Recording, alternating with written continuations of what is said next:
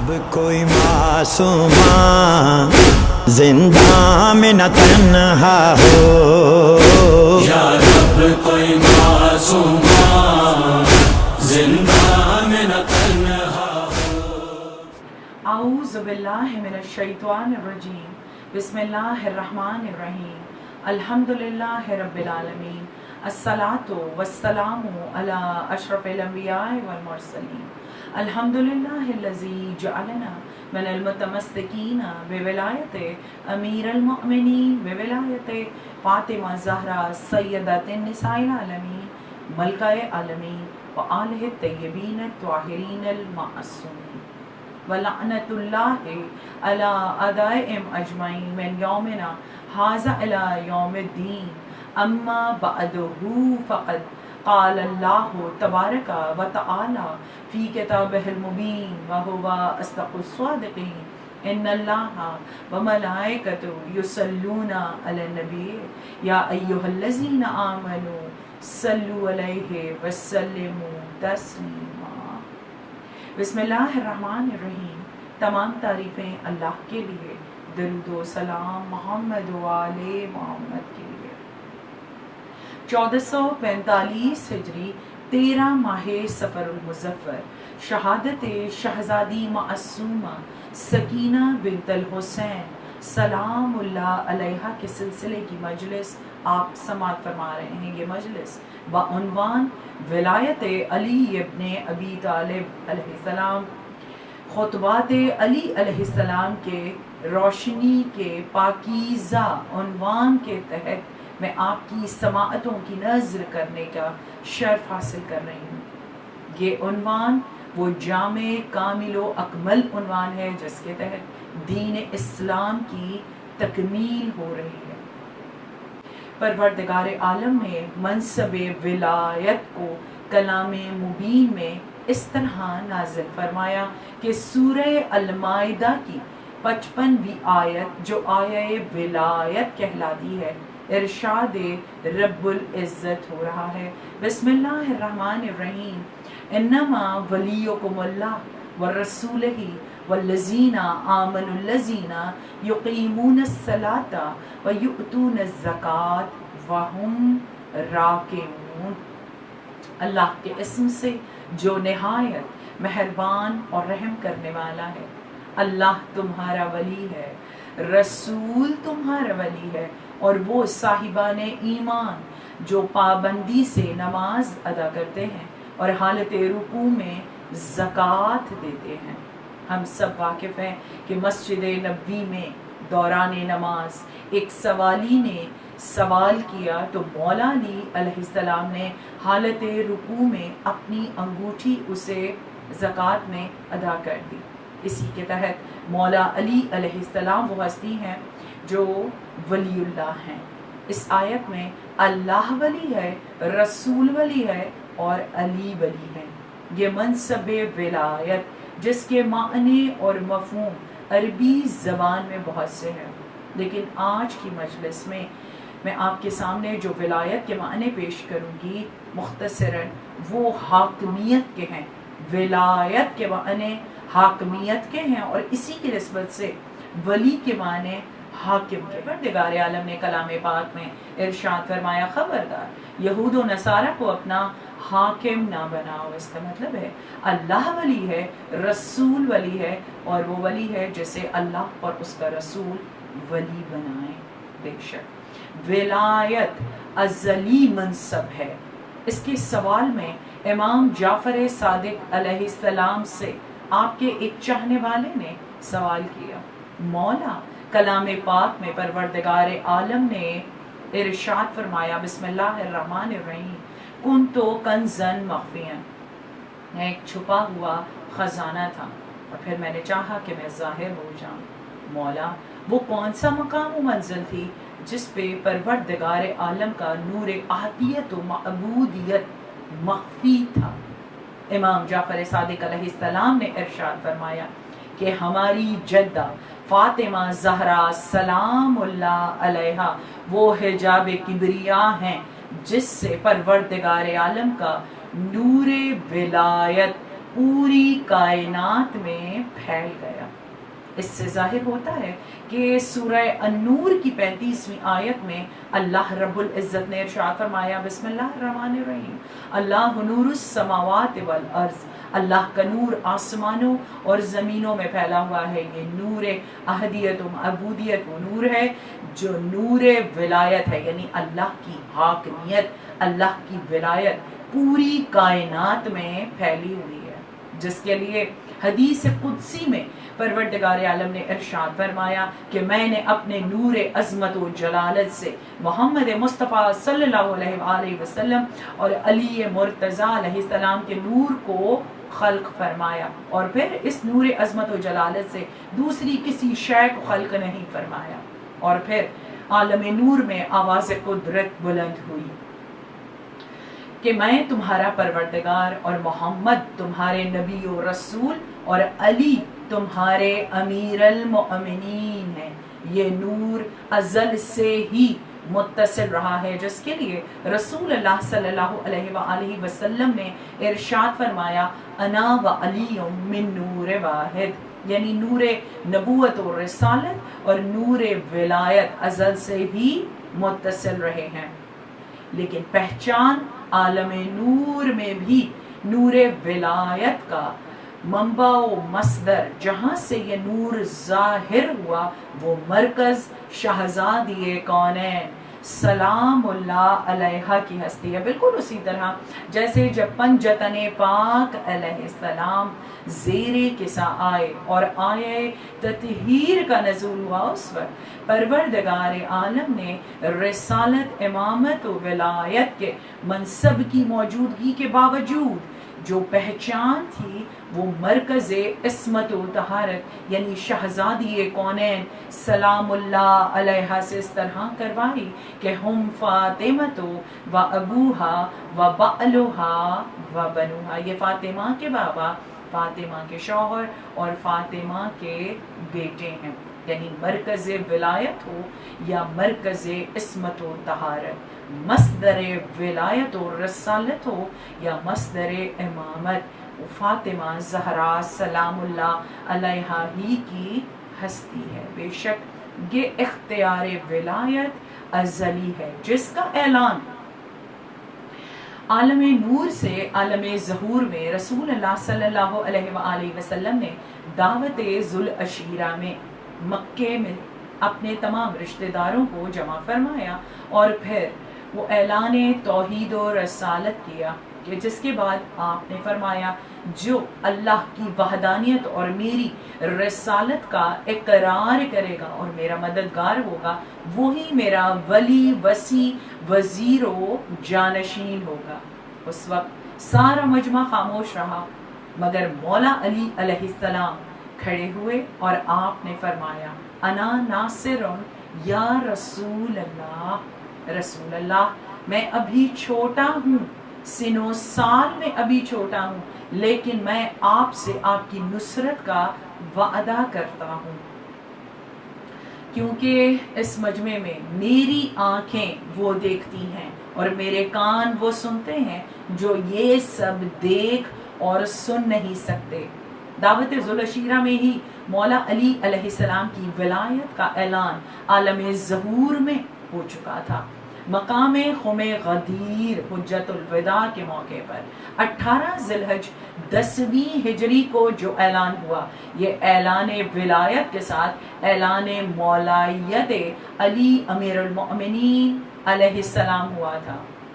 جہاں رسول اللہ صلی اللہ علیہ وآلہ وسلم یہ جانتے تھے کہ عرب والے لفظ مولا کے معنی سے ناواقف ہیں۔ آپ نے فرمایا، دیکھو جیسے میں تمہارے نفسوں پہ اولا اسی طرح علی تمہارا مولا ہے۔ یا ایھا الناس، میں تمہارے نفسوں پہ اولا اور علی تمہارے مولا ہیں۔ اور اس پیغام ولایت و مولایت پہ پروردگار عالم کی خوشنودی حاصل ہوئی۔ مولا علی علیہ السلام وہ ہستی ہیں کہ جن کے فضائل کی کوئی حد ہی متعین نہیں ہے، بلکہ یہ فضائل کا وہ بحر بے کران ہے کہ جس کے کنارے پر کھڑے ہو کر اگر ہم کچھ گوہر تلاش کرتے ہیں، اٹھا لیتے ہیں پھر بھی آپ کی فضیلت میں کوئی کمی نہیں آتی۔ مولا علی علیہ السلام کی ہستی وہ ہے کہ پروردگار عالم نے کلام مبین میں مولا علی علیہ السلام کو آیہ مباہلہ میں نفس رسول کہا، اور آیہ نسب و مہر میں علی ہی زوج بطول ہے۔ آیہ تطہیر میں مولا علی علیہ السلام خلت پوش، عصمت و طہارت کے منصب پر فائز ہوئے، اور آیہ مودت میں آپ شریک اجر رسالت ہیں۔ آیہ مرضات میں نفس رسول نفس اللہ کہلائے اور سو کر مرضی الہی خرید لی، اللہ کے ساتھ تجارت کی۔ اور آیہ ابرار آیہ توام میں روٹیاں دینے میں آپ کی عظیم الشان سخاوت کا تذکرہ موجود ہے۔ آیہ کفایت میں رسول اللہ کی رسالت پر گواہ قرار پائے، اور آیہ امر میں تاج پوش عمارت کو لیے ہیں مولا علی علیہ السلام۔ آیہ ولایت میں آپ کے سر پہ تاج ولایت دست قدرت سے سجایا گیا، اور مولا علی علیہ السلام آیہ صدق میں امام متقین بھی ہیں اور صدق پوش خلت کو اوڑھے ہوئے ہیں۔ آیہ نور اللہ نور السماوات والارض میں مولا علی علیہ السلام کی عبادت رفت کی سند لیے ہوئے ہیں، اور آیہ صراط میں مولا علی علیہ السلام مینار ہدایت بھی ہیں۔ مولا علی علیہ السلام کے فضائل و فضائل ہیں کہ اگر ان کو سمیٹوں تو علم علی کی بات کی جائے، جس کے لیے رسول اللہ صلی اللہ علیہ وآلہ وسلم نے ارشاد فرمایا، انا مدینۃ العلم وعلی بابها الحق مع علی، العلی مع الحق، علی باب حتہ ہیں، علی لسان صدق ہیں، اور علی ہی فصل الخطاب ہیں۔ رسول اللہ نے فرمایا علی کا علم پوری کائنات پہ چھایا ہوا ہے۔ پروردگار عالم نے کل 10 حصے علم کے پوری کائنات میں تقسیم کیے، جس میں سے 9 حصے تنہا علی کو عطا ہوئے، اور 1 حصہ پوری کائنات میں تقسیم ہوا، جس میں زیادہ حصہ علی ابن ابی طالب علیہ السلام کا ہے۔ علی کا سینہ علم الہی کا گنجینہ ہے۔ اور کلام پاک میں قلب قرآن سورہ یاسین میں ارشاد رب العزت ہوا، کل شیء احصیناہ فی امام مبین، اور ہم نے ہر شے کا علم امام مبین میں جمع فرما دیا، اور وہ روشن پیشہ ہم نے ہر شے کے علم کا احاطہ امام مبین میں کر رکھا ہے، اور وہ روشن پیشانیوں والے امام علی ابن ابی طالب علیہ السلام ہے۔ رسول اللہ نے فرمایا امام مبین علی ابن ابی طالب ہے، اور یہ علم آپ کے بعد آپ کے بیٹوں اور ائمہ علیہ السلام میں منتقل ہوا۔ مولا علی علیہ السلام کی ہستی وہ ہستی ہے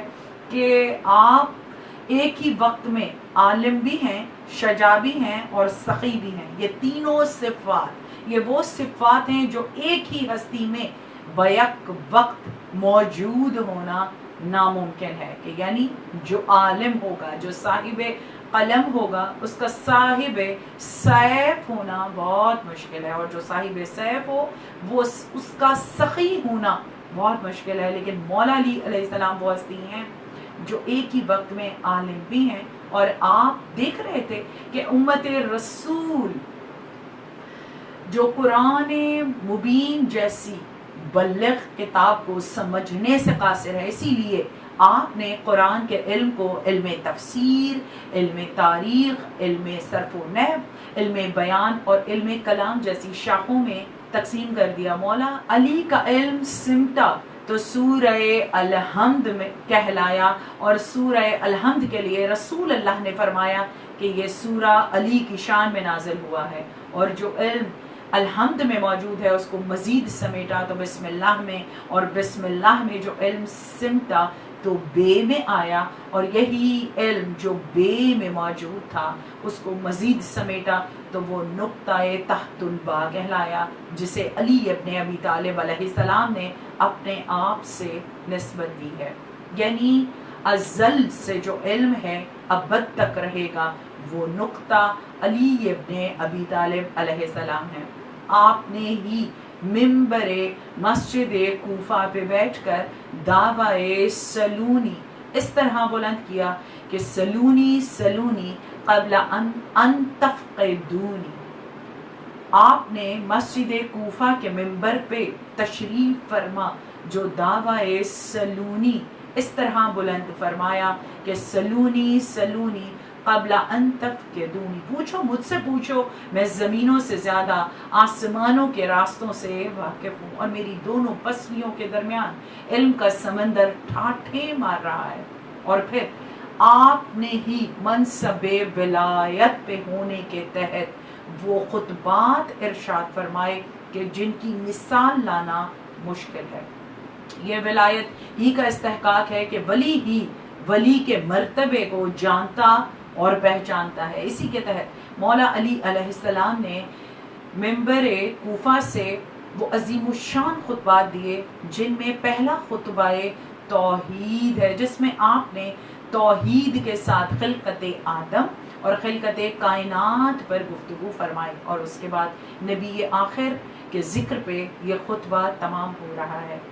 آپ نے خطبہ توحید میں ارشاد فرمایا تمام حمد اس اللہ کے لیے ہے جس کی مدح تک بولنے والوں کی رسائی نہیں، جس کی نعمتوں کو گننے والے گن نہیں سکتے، نہ کوشش کرنے والے اس کا حق ادا کر سکتے ہیں، نہ بلند پروازیں متیں اسے پا سکتی ہیں، نہ عقل و فہم کی گہرائیاں اس کی تہ تک پہنچ سکتی ہیں. کیا شان ہے مولا علی علیہ السلام کی جو آپ نے خطبہ توحید میں توحید پر بیان فرمایا. اس کے کمال ذات کی کوئی حد معین نہیں، نہ ہی اس کے لیے توصیفی الفاظ ہیں، نہ اس کی ابتدا کے لیے کوئی وقت ہے جسے شمار میں لایا جا سکے، نہ اس کی کوئی مدت ہے جو کہیں پر ختم ہو جائے. اس نے مخلوقات کو اپنی قدرت سے پیدا فرمایا، اپنی رحمت سے ہواؤں کو چلایا، تھر تھرائی ہوئی زمین پر پہاڑوں کی میخوں کو گاڑ دیا. دین کی ابتدا اس کی معرفت ہے، کمال معرفت اس کی تصدیق ہے، اس کی تصدیق توحید ہے. کمال توحید تنزیہ و اخلاص ہے، اور کمال تنزیہ و اخلاص یہ ہے کہ اس سے صفتوں کی نفی کی جائے، کیونکہ ہر صفت شاہد ہے کہ وہ اپنے موصوف کی غیر ہے، اور ہر موصوف شاہد ہے کہ وہ صفت کے علاوہ کوئی چیز ہے. اللہ کو اس کی صفات سے نہ پہچانو بلکہ اس کی ذات اپنے آپ میں یکتا و تنہا ہے. لہٰذا جس نے ذات الہی کے علاوہ صفات مانے اس نے ذات کا ایک دوسرا ساتھی مان لیا، اور جس نے اس کی ذات کا کوئی اور ساتھی مان لیا اس نے دوئی پیدا کی. جس نے دوئی پیدا کی اس نے اس کے لیے جز بنا ڈالا، اس کے لیے اجزاء کا قائل ہوا، یعنی اللہ کی صفات جزو ہیں. جس نے جزو کو بنایا اس نے اللہ کی طرف صفات کے وسیلے سے اشارہ کیا. مگر اللہ رب العزت وہ ذات احدیت ہے جو کسی مقام و مکان میں محدود نہیں ہوتی، وہ لامحدود ہے. اگر میں یہ کہوں کہ اللہ موجود ہے تو کوئی بھی مقام و منزل ایسی نہیں ہے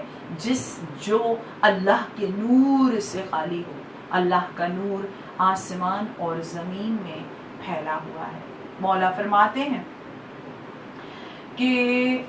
پروردگار عالم کی توحید، اس کی وحدانیت کے بعد آپ نے فرمایا ہر چیز کو اس نے جداگانہ طبیعت و مزاج کا حامل بنایا. ان طبیعتوں کے لیے مناسب صورتیں ضروری قرار دیں. وہ ان چیزوں کو ان کے وجود میں آنے سے پہلے جانتا تھا، ان کی حدود پر احاطہ کیے ہوئے تھا، ان کے نفوس و اعضاء کو پہچانتا تھا. اللہ ہر چیز کو جانتا ہے، ہم اسے دیکھ نہیں سکتے لیکن وہ ہمیں دیکھتا، جانتا، سنتا اور پہچانتا ہے. مولا تخلیق کائنات کے متعلق ارشاد فرما پھر یہ کہ اس نے کشادہ فضا، وسیع اطراف و اکناف اور خلا کی وسعتیں خلق کی، ان میں ایسا پانی بہایا کہ اس کے دریائے موج کی لہریں طوفانی اور بحر زخار کی موجیں تہ بتہ تھیں. اسے تیز ہوا اور توند آندھی کی پشت پر لادا، پانی کو تیز ہوا اور توند آندھی کی پشت پر لاد دیا، اور پھر اس پانی کے پلٹانے کا حکم دیا، اس کے پابند رہنے پر قابو دیا، اسے پانی کی سرحد سے ملا دیا. اس کے نیچے ہوا دور تک پھیلی ہوئی تھی اور اوپر پانی ٹھاٹھے مار رہا تھا. پانی کے نیچے ہوا دور تک پھیلی ہوئی تھی. اور پھر اللہ نے اس پانی کے اندر ایک ہوا خلق کی جس کا چلنا بانجھ اور بے ثمر تھا، اور اسے اس کے مرکز پر قرار رکھا، اس کے جھونکے تیز کیے اور اس کے چلنے کی جگہ دور دراز تک پھیلا دی. پھر اس ہوا کو معمور کیا کہ وہ پانی کے ذخیرے کو تھپیڑے دے اور بحر بیکراں کی موجوں کو اچھالے. اور جب پانی کی موجیں اچھل رہی تھیں تو پھر پانی کے اوپر جھاگ کو پیدا کیا، اور پھر یہ وہی جھاگ تھی جس سے اس نے آسمان کو تخلیق فرمایا، اور پھر ایک آسمان کے اوپر منزل بمنزل اس نے آسمان خلق فرمائے جس کے درمیان اس نے فرشتوں اور ملائکہ مقربین کو تسبیح و تقدیس کے لیے مخصوص فرمایا. جو حالت قیام میں ہیں وہ حالت قیام میں اللہ کی عبادت کرتے ہیں، اور جو حالت رکوع میں ہیں وہ حالت رکوع میں بارگاہ خداوندی میں عبادت میں مشغول و مصروف ہیں، اور جو حالت سجدہ میں پروردگار عالم کی تسبیح و تقدیس میں مصروف و مشغول رہتے ہیں. اس کے بعد حضرت آدم علیہ السلام کی تخلیق اور ابلیس کے سجدہ نہ کرنے کی گفتگو بھی ہوئی ہے، یعنی اس کے الگ ہو جانے کا واقعہ بھی خطبہ توحید میں بیان ہوا. اور اسی خطبے میں مولا علی علیہ السلام نے ارشاد فرمایا کہ پروردگار عالم نے محمد مصطفیٰ صلی اللہ علیہ وآلہ وسلم کو اپنے لقاء و قرب کے لیے چن لیا، اپنے خاص انعام آپ کے لیے پسند فرمائے اور دار دنیا کی بود و بار سے آپ کو بلند تر سمجھا، زحمتوں سے گری ہوئی دنیا سے آپ کے رخ کو موڑا اور دنیا سے باعزت آپ کو اٹھا لیا. حضرت تم میں اسی طرح چیزیں چھوڑ گئے جو انبیاء اپنی امتوں میں چھوڑتے چلے جاتے تھے، اسی لیے وہ طریق واضح و نشان محکم قائم کیے بغیر یوں ہی بے قید و بند اپنی امتوں کو نہیں چھوڑتے تھے. پیغمبر نے تمہارے پروردگار کی کتاب تم میں چھوڑی ہے اس حالت کہ انہوں نے کتاب کے حلال و حرام، واجبات و مستحبات، ناسخ و منسوخ، رخص و عزائم، خاص و عام، عبر و امثال، مقید و متعلق، محکم و متشابہ کو واضح طور پر بیان کیا، مجمل آیتوں کی تفسیر فرما دی. اس کے علاوہ اس کی گتھیوں کو سلجھا دیا. اس میں کچھ آیتیں وہ ہیں جن کے جاننے کی پابندی عائد کی گئی، اور کچھ وہ ہیں کہ اگر اس کے بندے ان سے ناواقف رہیں تو مضاحکہ نہیں. کچھ احکام ایسے ہیں جن کا وجوب کتاب سے ثابت ہے، اور کچھ احادیث وہ ہیں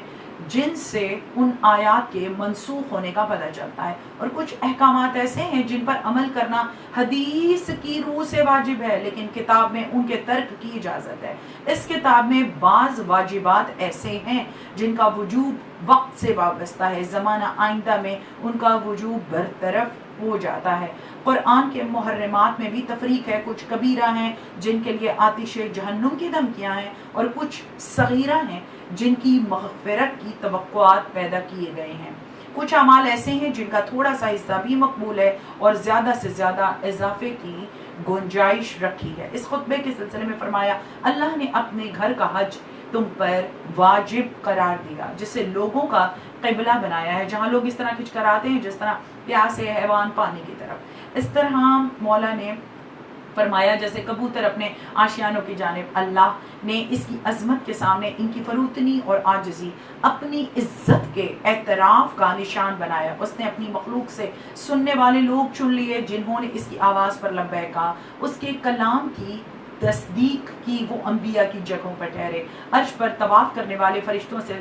شباہت اختیار کی، وہ اپنی عبادت کی تجارت میں منفتوں کو سمیٹتے ہیں اور ان کی وعدہ مغفرت کی طرف بڑھتے ہیں. اللہ نے اس گھر کو اسلام کا نشان پناہ چاہنے والوں کے لیے حرم بنایا ہے اور اس کا حج فرض اور ادائیگی حق کو واجب کیا، اس کی طرف راہ نور دی، فرض کر دی. چنانچہ اللہ نے قرآن میں فرمایا اللہ کا واجب الادا حق لوگوں پہ یہ ہے کہ وہ خانہ کعبہ کا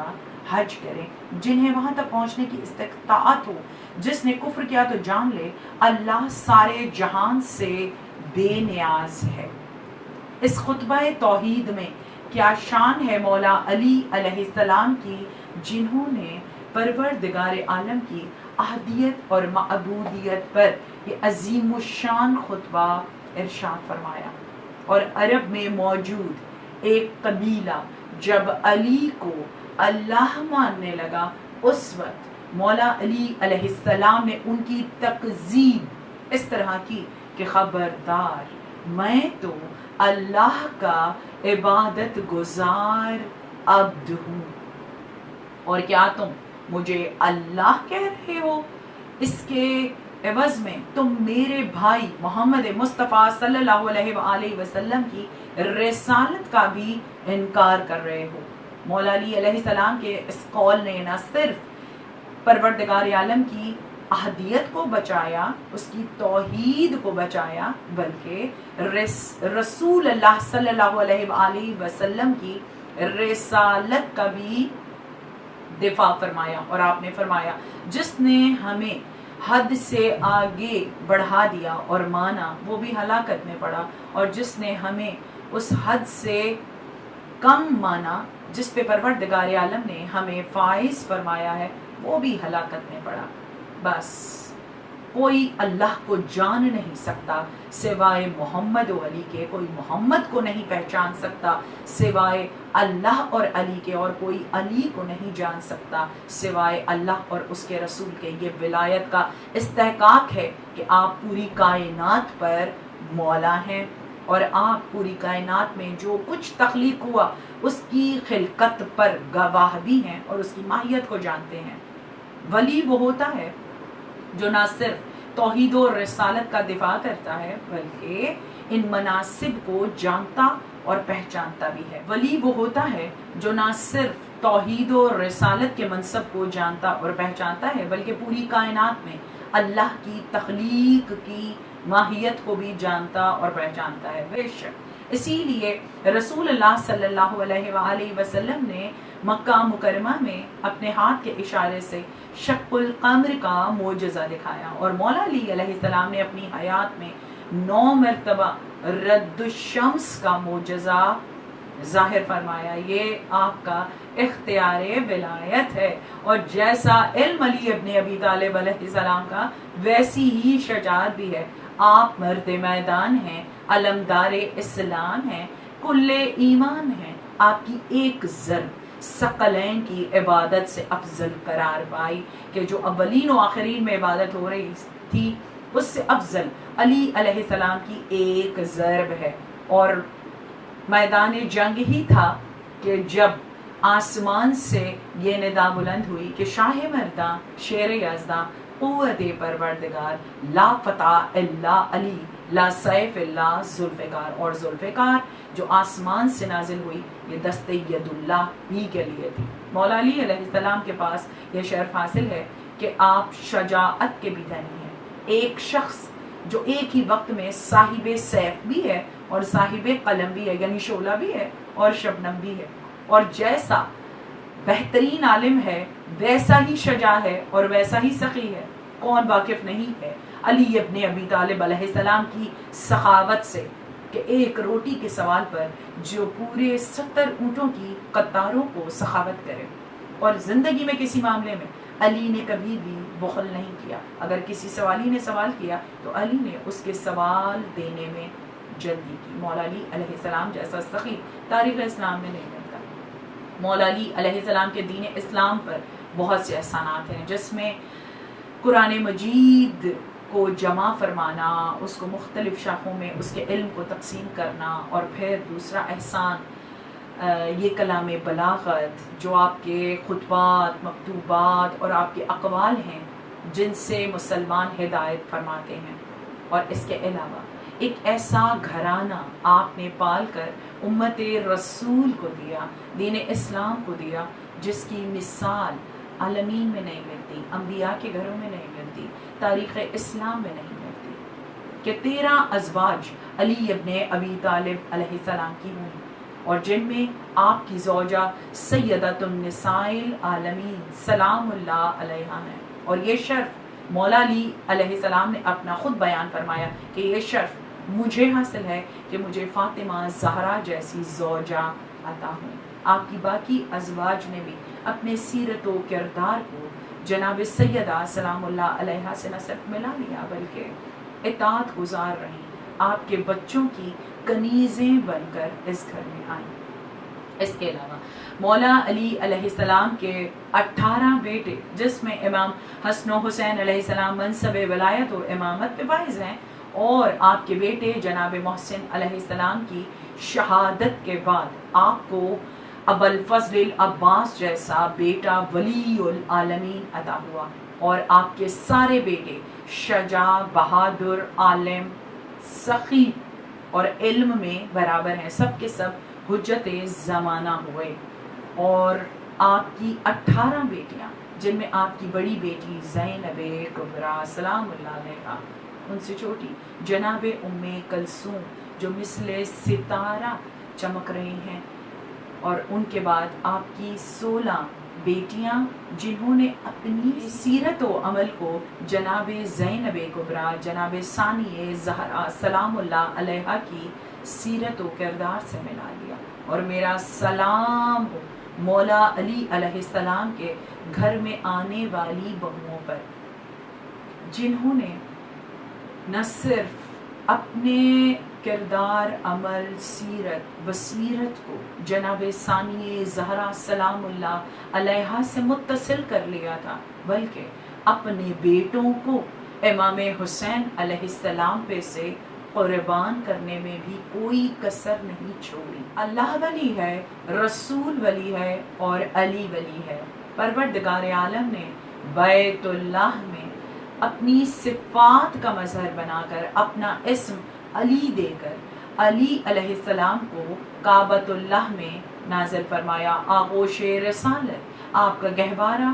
اور لعاب دہن رسول آپ کی غذا بنی، اور جو رسالت کی آغوش میں پلے وہ ولی اور امام ہوا کرتے ہیں۔ اور ولایت کا استحقاق یہ ہے کہ ولی نبوت کی حفاظت کرتا ہے، ولی کو پہچانتا بھی ہے، جانتا بھی ہے، اور اس کی جان کی حفاظت کرتا ہے۔ یہی وجہ ہے کہ مولا علی علیہ السلام نے اپنی حیات میں رسول اللہ صلی اللہ علیہ وآلہ وسلم پر کوئی آنچ نہیں آنے دی، اور آپ کو ہمیشہ رسول اللہ کی جان کی فکر لگی رہتی تھی۔ اور یہی ولایت کا استحقاق تھا کہ جب ہتھیار مولا علی علیہ السلام پر اٹھے تو جناب سیدہ سلام اللہ علیہ نے بطور ولیہ مولا علی علیہ السلام کی حفاظت کی خاطر خود کو مولا پہ گرا لیا، اور وہ ہتھیار شہزادی کونین سلام اللہ علیہ کو زخمی کر گئے۔ اور یہ ولایت ہی کا استحقاق تھا، یہ بطور ولیہ ہی بنت علی نے سرزمین کربلائے معلیٰ میں جلتے ہوئے خیموں میں داخل ہوئیں اور امامت کو اپنی پشت پر اٹھا لائیں اور امامت کی حفاظت فرمائی۔ جب کربلا سے کوفہ اور کوفہ سے شام کی منزلوں پہ اہل حرم رواں دواں تھے، اس وقت جب شمر لئیں تازیانہ لے کر امامت کی جانب بڑھتا تو بنت علی بطور ولیہ خود کو سید سجاد پہ گرا دیتی، اور وہ تازیانہ جو سید سجاد کی طرف ہوتا وہ بنت علی کی کمر کو زخمی کر دیتا، اور جناب ثانیہ زہرا پہ کبھی ام کلثوم خود کو گرا لیتی اور کبھی سکینہ بنت الحسین ان تازیانوں کو اپنے چہرے پر برداشت کرتی، اور شہزادی یہی فرماتی کہ بھیا سجاد شمر سے کہیے کہ یہ تازیانہ میرے چہرے پہ نہ مارے، کیونکہ میرا چہرہ پہلے ہی زخمی ہے۔ شہزادی سکینہ بنت الحسین بھی ولی بیوی ہیں، کیونکہ جو امامت کی آغوش میں پلتے ہیں وہ ولی اللہ ہوتے ہیں، اور آپ نے بطور ولیہ قید خانے میں شہادت پائی اور اپنے بھائی سید سجاد کو پھپھیوں کے ہمراہ قید سے آزاد کروا دیا، ورنہ کبھی بھی ایسا ممکن نہ ہوتا کہ سید سجاد یزید کی قید سے آزاد ہوتے، کیونکہ پورا شہر دمشق میں رہنے والے جتنے بھی لوگ تھے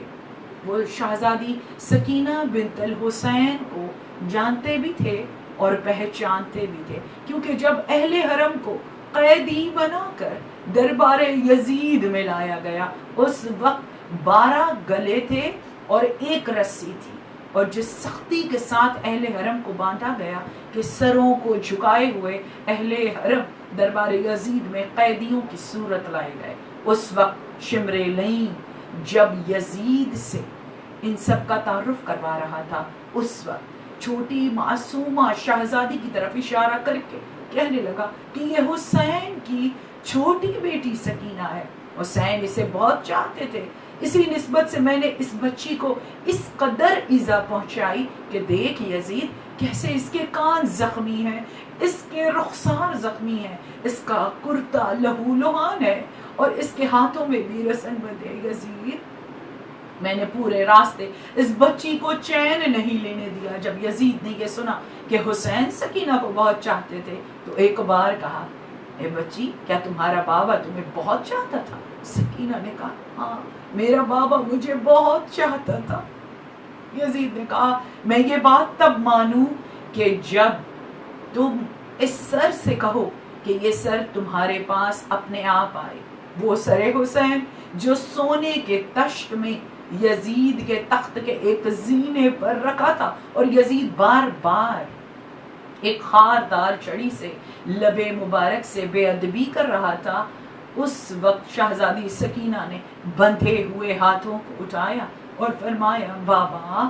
آپ نے کربلائے معلیٰ میں میری محبت کا امتحان بارگاہ خداوندی میں پیش کیا اور میں کربلا سے کوفہ سے شام اور اس وقت دربار یزید میں یہ مجھ سے آپ کی محبت کا امتحان مانگ رہا ہے۔ بابا آ جائیے۔ جیسے ہی سکینہ نے اپنے جلے ہوئے کرتے کا دامن پھیلایا، سر حسین پرواز کرتا ہوا آغوش سکینہ میں آ گیا۔ سرکانہ تھا کہ دربار یزید میں جتنے بھی وزیر اور سفیر تشریف فرما تھے، سب میں ایک بے چینی برپا ہو گئی اور یزید نے اس دربار کی پیشی کو برخاست کیا اور اہل حرم اس تنگ و تاریک قید خانے میں قید کر دیے گئے جسے زندان شام کہا جاتا ہے۔ 6000 سال پرانا زندان شام جو زیر زمین تھا،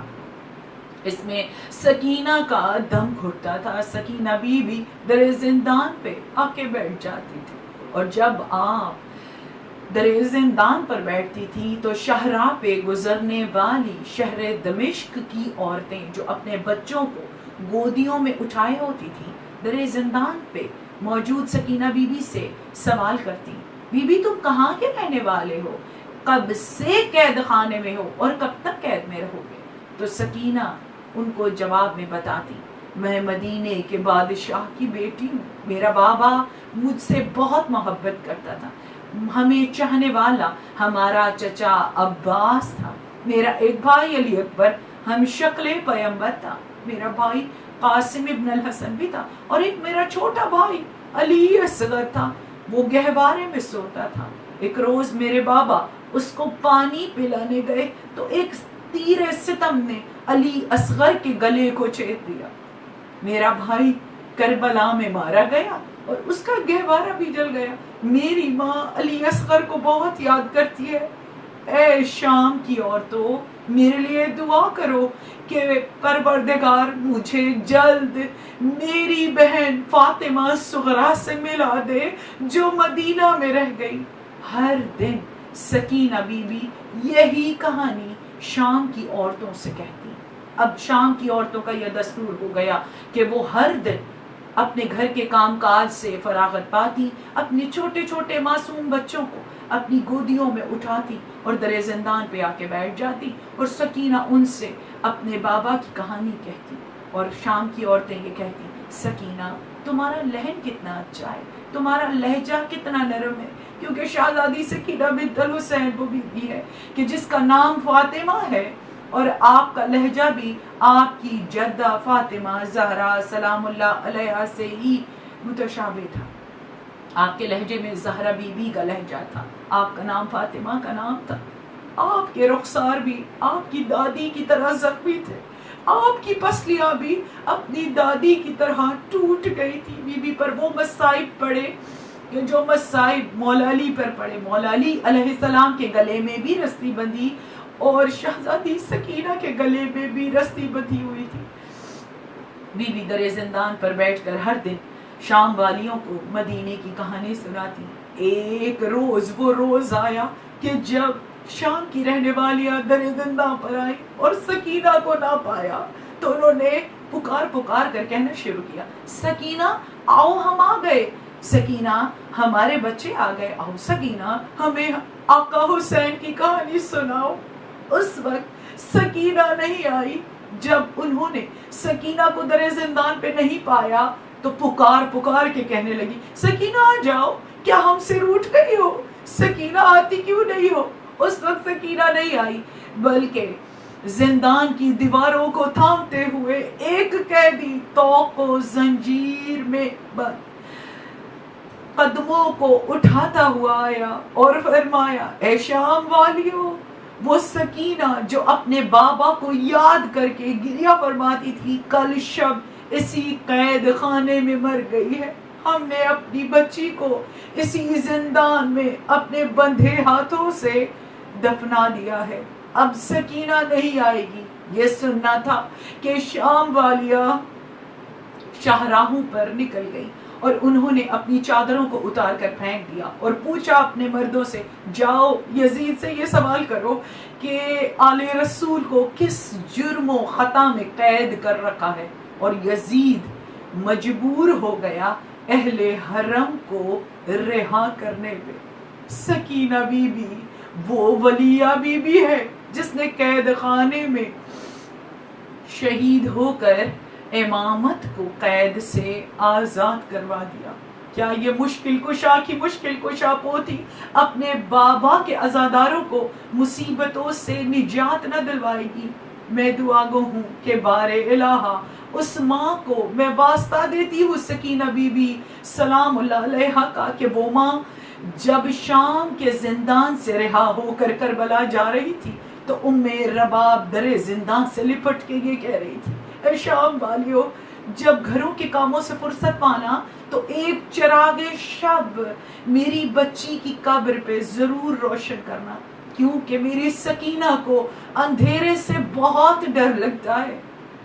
ابو الفضل العباس کے علم پر آج بھی ہم چراغ شب روشن کرتے ہیں۔ علم عباس کا ہے، چراغ سکینہ کا ہے۔ ہم واسطہ دیتے ہیں ابو الفضل العباس کو، سکینہ بنت الحسین شہزادی کا، کہ آپ کو واسطہ ہے کہ شہزادی کے وسیلے سے اس مجلس کو اپنی بارگاہ میں قبول و منظور فرمائیں۔ آمین یا رب العالمین۔ اللہم صلی علی محمد و آلہ۔ یا رب کوئی معصوم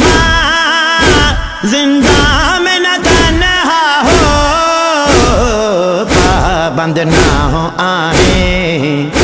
ہائے پابند نہ ہو آہیں، رونے پہ نہ پہرا ہو۔ یا رب کوئی معصوم زندہ میں نہ تنہا ہو، یا رب کوئی معصوم زندہ میں نہ تنہا ہو۔ تھی جس کو نیند آتی شبیر کے سینے پر، تھی جس کو نیند آتی شبیر کے سینے پر، زنداں در زنداں، ہائے زنداں در زنداں، اس کے لیے قضا ہو۔ یا رب کوئی معصوم زندہ میں نہ تنہا ہو، یا رب کوئی معصوم زندہ میں نہ تنہا ہو۔ زندانوں سے آتی تھی آواز سے سکنے کی، زندانوں سے آتی تھی آواز سے سکنے کی، جیسے کہ سکینہ کو، ہائے جیسے کہ سکینہ کو ہر زندان رو رہا ہو۔ یا رب کوئی معصوم زندہ میں نہ تنہا